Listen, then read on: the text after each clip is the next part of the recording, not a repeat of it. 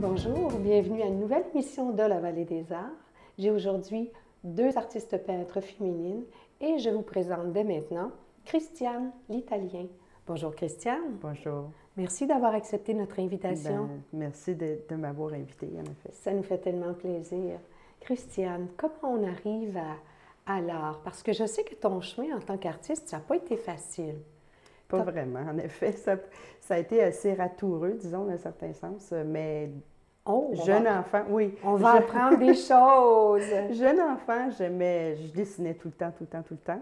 Vraiment? Et quand j'étais... Jeune enfant, c'est quel âge? Oh, jeune, vraiment 8, 9, 10, très jeune. Okay. En fait, quand on est très jeune, on dessine. Oui. C'est quand on commence à se comparer avec les autres à l'adolescence que si on n'est pas bon en dessin, on arrête. OK. Alors moi, je n'ai pas arrêté parce que tout le monde, effectivement, me demandait « T'es donc bien bonne, tu veux-tu me faire un dessin? » Alors, je dessinais.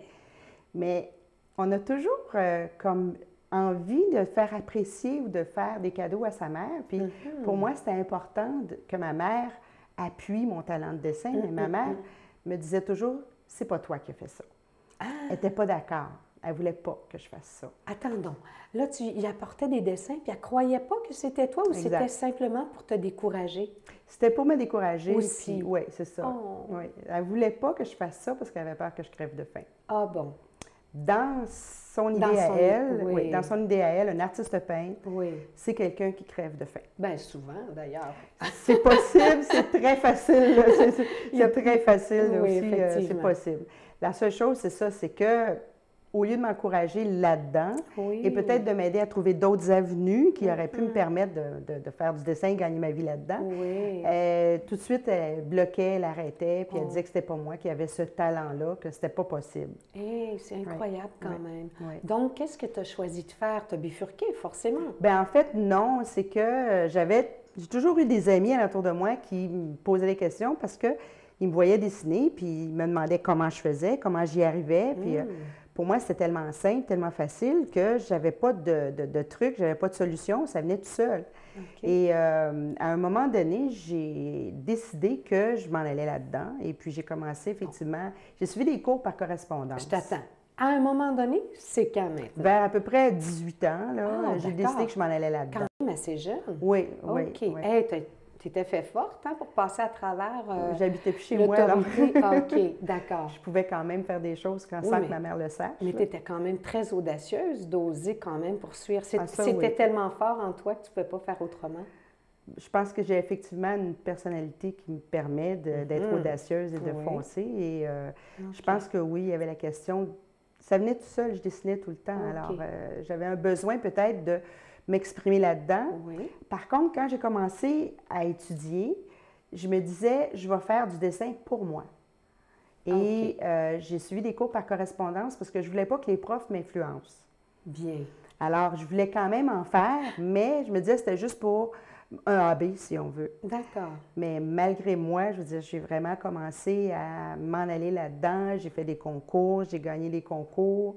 Ça m'a amené à aller plus loin. Et, pendant que tu étais à l'école, non? Parce que c'était par correspondance? Non, je travaillais dans un métier ordinaire et je suivais mes cours par correspondance, donc j'y allais à mon rythme. Je faisais ça chez moi. Et sans influence, là. Sans influence. On avait essayé de mettre le couvert, mais là, il n'y en était plus question. Non, c'est ça. Mais ce qui est particulier aussi, c'est que j'avais toujours des très bonnes notes. Puis je me disais, c'est pas sérieux, ces cours-là. Je peux pas toujours avoir 100 %. En dessin, pour moi, c'était impossible. Quelqu'un qui apprend à dessiner, qui a toujours des bonnes notes. OK. Alors toi, tu étais très, très, très bien évaluée. Ben oui, j'avais des très, très bonnes notes. J'étais très bonne. Mais j'avais un talent assez particulier. Je pouvais dessiner de manière photographique. C'est-à-dire que ça pouvait vraiment être parfait et photographique. Alors, j'avais déjà quand même beaucoup de talent. Alors, c'est pour ça que quand j'avais des bonnes notes, pour moi, ce n'était pas encore assez parce que je me comparais aux grands maîtres. Alors, je me disais, je ne peux pas avoir ce talent-là, je ne peux pas avoir 100 %, alors j'ai lâché les cours.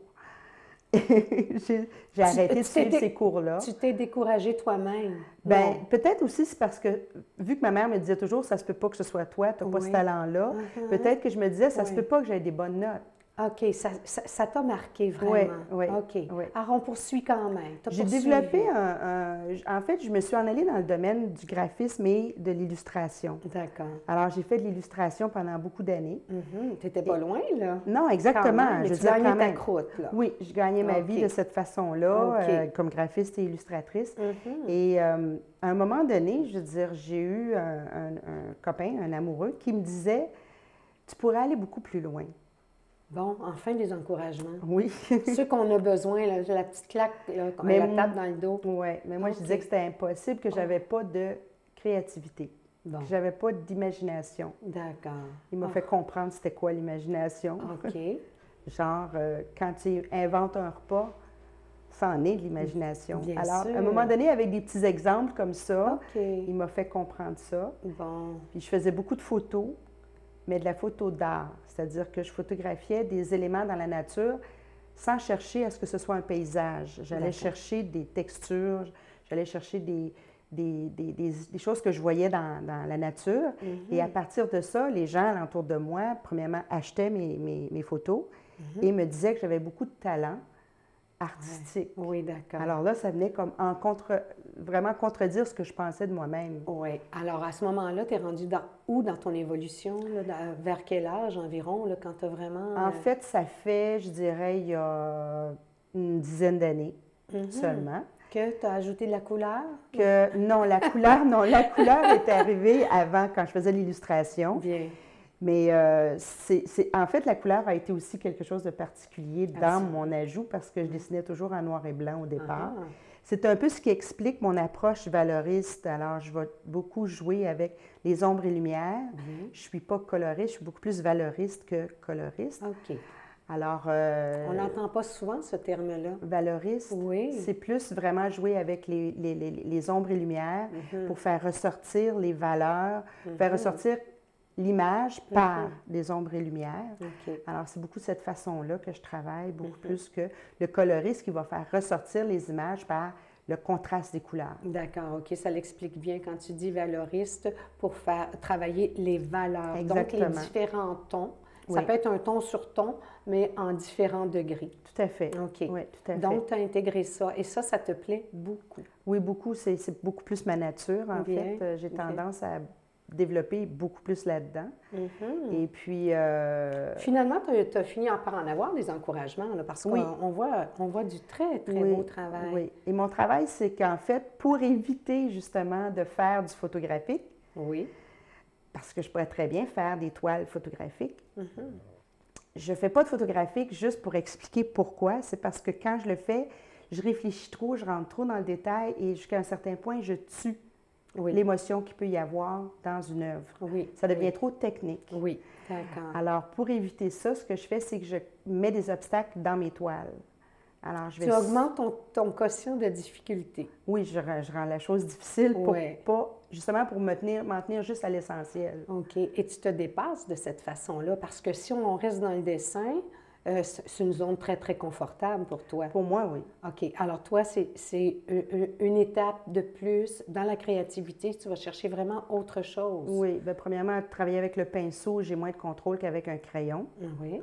Et deuxièmement, je vais ajouter des obstacles comme soit mettre de la texture au niveau de la peinture dans le fond, dans l'arrière de la toile, ou je vais ajouter des découpes ou du papier ou du sable, des éléments qui vont faire des obstacles avec au coup de pinceau. D'accord. Là, on parle de différentes techniques, différentes façons de travailler, mais tu travailles principalement l'acrylique, n'est-ce pas? Principalement l'acrylique et tu intègres plein de choses? Je travaille l'huile, l'acrylique, l'aquarelle. OK. Alors, je travaille dans plusieurs domaines. C'est vraiment selon les besoins du moment, je dirais. Et peut-être aussi ce que je cherche à communiquer, à faire généralement, parce que par l'aquarelle, ça va être beaucoup plus réaliste, beaucoup plus une illustration finalement. D'accord. C'est un peu mes anciennes techniques qui vont revenir. Par l'acrylique et par l'huile, je vais beaucoup travailler l'émotion, chercher à mettre des textures dedans pour justement créer des obstacles qui vont faire que je ne m'arrêterai pas à faire parfait. Je vais vraiment plus chercher à faire ressortir une émotion ou un effet. C'est tellement important. Ça revient toujours. Hein? Vous avez remarqué, hein, on parle toujours d'émotion. C'est tellement fort. D'ailleurs, c'est pour ça que tu es passé à travers les obstacles du début de ta vie, parce que tu avais tellement de choses à exprimer. Oui. C'est ça qui a fait que tu as pu te rendre plus loin pour notre bénéfice, pour notre plus grand bonheur d'ailleurs. Oui. Parle-nous de cette toile qui a gagné un magnifique prix, un coup de cœur. Oui, cette toile-là, effectivement, a gagné un prix dans un symposium. Mais c'est une toile assez particulière parce que c'est la première toile sur laquelle j'ai mis du sable. Et c'est la première toile aussi où j'ai utilisé la spatule. Oh. Et elle avait déjà eu une vocation première sur laquelle j'avais commencé à faire une toile. Je n'aimais pas. J'ai mis du gesso, j'ai recommencé. Et à un moment donné, c'était particulier parce que j'étais en train de communiquer un peu mon impression par rapport aux femmes voilées. Et je voulais ajouter des effets. Puis finalement, je veux dire, j'étais en train de la scraper. Oui, ça, c'est ton évaluation personnelle. Oui, mais c'était vraiment. Et puis là, je me suis dit, bon, bien, tant qu'à avoir toutes ces textures-là, tous ces effets-là, je vais y aller à fond, je vais essayer à fond. On y va, c'est le tout pour le tout. Là. Exact. Et il s'est passé quelque chose de bien particulier, effectivement. Elle est ressortie très forte. C'est une toile que si quelqu'un l'achetait, il faudrait qu'il veuille vivre avec parce qu'elle a quelque chose de très fort par rapport aux yeux. Alors, c'est ça. Je veux dire, elle est sortie, elle a beaucoup... les gens ont été beaucoup touchés par cette toile-là. Oui, effectivement, puisque pour avoir gagné un coup de cœur du public, Christiane, tu as beaucoup de choses à dire. On a encore beaucoup de choses à apprendre sur toi. Les gens peuvent te retrouver. Ton site Internet a défilé au bas de l'écran. C'est déjà tout. Ça va vite. Merci beaucoup de m'avoir reçu. C'est nous qui te remercions. Merci beaucoup pour le cadeau que tu nous as fait. Merci. Merci. Après la pause, une autre artiste invitée très intéressante. À tantôt.